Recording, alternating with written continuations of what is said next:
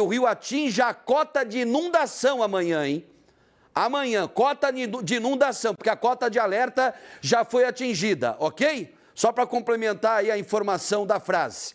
Bom, em Montenegro, o nível do rio Caí já retirou mais de 70 famílias de casa. Ele segue mais de 1,5 metro acima da cota de inundação, que é de 10 metros e 50 centímetros. A repórter Gabriela Lerina, estreando hoje aqui no Boa Tarde Rio Grande, está em um abrigo lá na cidade e traz mais detalhes. Olá, Gabi Lerina. Ô Mota, e entre tantas histórias, a gente vai contar agora a da dona Carmelita, que mora há 63 anos no bairro Industrial. Há 11, ela comprou essa barraca aqui exatamente para poder usar em situações como essas de enchente, dona Carmelita. Com certeza, fica mais aquecido, mais protegido, né? Mais organizado, porque a gente já tem que mora há 63 anos, já tem que ter tipo um kit ali de emergência, tem que estar preparado, né? Daí eu coloco medicamento, roupa de cama, colchão eles dão, né? E é onde que eu criei meus filhos fugindo da água. Meu marido era deficiente também. Daí a dor ensina a gemer. Daí foi aonde que eu aprendi de tanto passar frio, vendo meus filhos com frio. Daí eu tive essa ideia num acampamento que eu fui ver, disse, não, eu vou comprar. Aqueci meus filhos. Não é por amor, é pela dor mesmo. Tá aí, ó, tá aquecidinho, fica bem confortável e não dá muita bagunça. Depois eu só fecho ela, boto na sacolinha e levo. Essas prefeituras poderiam aderir, né? Pra botar as famílias tudo organizadas. Quando tem risco de inundação, a senhora já pega aqui, essa aqui é a sua malinha? Sim, essa aqui eu já deixo pronta, porque são 63 anos, eu já sei até pelo trovão que a água vai vir. Daí essa aqui já fica pronta, com medicamento, roupa que eu vou usar. E a outra sacola com medicamento. E ali ficar já térmico, fazer um cafezinho, um chimarrão, né? E a barraca já chego aqui, monto, boto os ferrinhos. É a minha segunda casa. E agora é esperar baixar. Se Deus quiser, misericórdia. Ninguém merece mais, né? 63 anos. E criei meus filhos ali, não tem como vender a tua propriedade, que tu paga IPTU e tudo. Com o dinheiro dela, tu não compra num lugar que não pega, que não é área de risco. Então, agora que a gente, né, com esse programa do governo, parece que a gente vai ganhar uma casa. Graças a Deus, mas a barraca eu não vou largar. Porque ela tem uma história. Tem uma história de vida ali. Dormia com 5 crianças aí dentro. E essa eu não abandono. Vou guardar penduradinha, porque através da dor a gente aprende a ser forte e aprende a lutar. Vou conversar agora aqui, Mota, com o coordenador da Defesa Civil, que está aqui no abrigo, para trazer um panorama para a gente desse momento aqui da cidade de Montenegro. Boa tarde para o senhor, como é que está a cidade nesse exato momento? Boa tarde.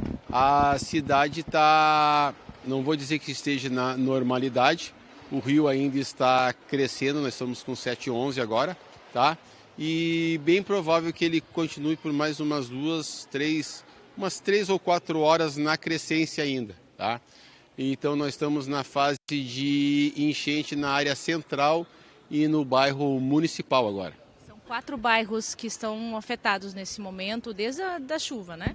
Positivo, Olaria, Ferroviário, Passo do Manduca e algumas áreas de alagamento já na parte do bairro municipal, que é a parte mais baixa do bairro. Aqui são 62 pessoas que estão desabrigadas? Positivo, aqui nós temos 33 famílias que estão desde sexta-feira que já se deslocaram de suas residências para os abrigos provisórios já. Clóvis, é a segunda inundação em menos de uma semana. Positivo, é a segunda inundação em menos de 5 dias. E para a cidade, digamos que já está se virando uma rotina. Entre 23 e no ano de 23, naquela de julho que nós tivemos, até 24, nós tivemos 16 enchentes em menos de um ano. E o que a gente não consegue mensurar é o trauma psicológico da comunidade. O Poder Executivo, junto com o Prefeito Municipal, Defesa Civil, Assistência Social, e os outros órgãos do município, a gente tenta dar todo o suporte e todo o apoio, mas o fator psicológico das famílias quando chove é muito preocupante. Explica pra gente a localização do rio Caí, por que ele se eleva tanto? Não é que seja uma particularidade do rio Caí, eu vou falar a particularidade de Montenegro. A gente pega a bacia do Caí e pega algumas partes do arroio Cadeia que vem da bacia dos Sinos. Então, Montenegro é o final do funil, ele pega todo o fluxo de água de duas bacias, que vai desembocar no delta do Jacuí, que cai dentro de Porto Alegre ainda. Clóvis, qual é a perspectiva para essas famílias aqui, com a condição de que aos poucos o rio comece a novamente, ele vai continuar subindo? Qual é a previsão que vocês têm? Nós estávamos em reunião hoje com a coordenadoria regional nossa, tá? E o que ficou, digamos, já mais ou menos condicionado. O rio para de subir, nós temos o período normal de 2 a 3 dias para ele baixar, mas nós temos alguns agravantes que vai mudar essa situação, que é o represamento do Guaíba na Lagoa dos Patos, tá? Que isso vai prejudicar o andamento do fluxo de descida do rio Caí, então isso vai demorar um pouco. Nesses 3 a 4 dias nós vamos levar 5 ou 6 dias. Obrigada. Muito obrigada, Clóvis. Boa sorte para vocês aqui. Ô Mota, olha só, aqui vocês conseguem ver, ó, que tem muitos colchões ali, o pessoal está tudo preparado para poder receber outras famílias, se for o caso. Então tem toda a condição aqui de alimentação, tem todo o conforto, porque a gente sabe também que pelas próximas horas um outro destaque muito intenso e muito preocupante no Rio Grande do Sul tem a ver com a queda na temperatura, tem previsão de temperaturas negativas pelas próximas horas. Por isso também tem todo esse cuidado das autoridades aqui de Montenegro. Mota, eu vou agora me deslocar para uma das ruas, para um dos locais que tem essas inundações, alagamentos, e já a gente volta a conversar. Combinado. Já então tem mais Gabriela Lerina estreando hoje aqui no nosso Boa Tarde Rio Grande. É a nova repórter de rede aqui do Grupo Band RS, né? Que ela tenha muito sucesso, que Deus a abençoe e pode contar sempre com a equipe do Boa Tarde, viu? Né? Você viu lá a dona Carmelita, não? Carmelita, né? Aquela senhora, primeira entrevistada dela, que tem um kit enchente, né? Tem como colocar aí de novo? Foi um boletim gravado, viu, gente? Daqui a pouquinho a Gabi Lerina vai entrar ao vivo mesmo, direto lá de Montenegro, no Vale do Caí. Já é ao vivo mesmo, lá daquela região lá, né? Entre tantas regiões que estão debaixo d'água. Já também tem São Sebastião do Caí, hein? Entrevista ao vivo com o prefeito Guará, né? O prefeito lá de São Sebastião do Caí, que novamente voltou a ser inundada, né? A enchente aí que... Você reparou no que disse... o Jonas, lá da Defesa Civil, lá de Montenegro, entre 2023 e 2024, até a grande enchente histórica de maio do ano passado, né, nesse 1 ano e meio, digamos assim, foram 16 enchentes na cidade de Montenegro. 16. Me fala como é que pode seguir adiante uma cidade assim? Como é que é o processo de reconstrução? Ou quantas reconstruções? Então tá mais do que na hora... né, do governo do estado, não só as prefeituras, governo do estado, governo federal, parar de falar e agir, né, parar de discursar e ir para a prática, parar de ficar só na teoria e colocar a mão na obra, ou melhor, os pés na água, para resolver essa situação de uma vez por todas, que tem a ver com o assoreamento dos rios.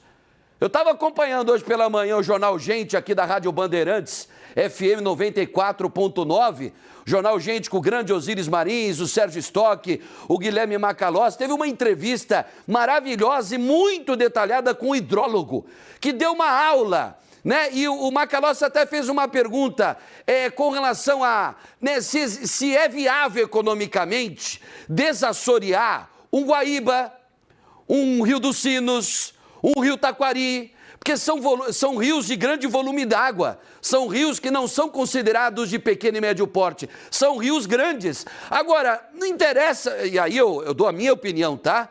Né, o Macalossi pegou a parte técnica, juntamente com o hidrólogo, na entrevista de hoje cedo do Jornal Gente, da Rádio Bandeirantes 94.9. Mas eu falo, gente, para uma cidade como Montenegro, que em 1 ano e meio já passou por 16 enchentes, tem que desassorear. Ah, mas Mota, tem a questão dos ambientalistas, tem as leis ambientais que precisam ser respeitadas, mas ninguém está falando para desmatar, ninguém está falando para acabar com mata ciliar, a gente precisa desassorear, né? O Guaíba mesmo, o Lago Guaíba, os outros rios, o Taquari, eu sei que vai demandar muitos recursos, eu sei que vai ser preciso muito dinheiro, mas muita grana mesmo. Então, que o governo federal aí, ó, que está nesse impasse aí do IOF, né, que vive, quem tem dinheiro no país é o governo federal, gente.